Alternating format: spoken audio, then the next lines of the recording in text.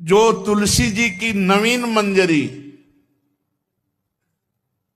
प्रभु के चरणों में अर्पित करके प्रणाम करता है, वो चाहे कितना भी अपराध किए हो, वो कभी यमपुरी को नहीं देखेगा।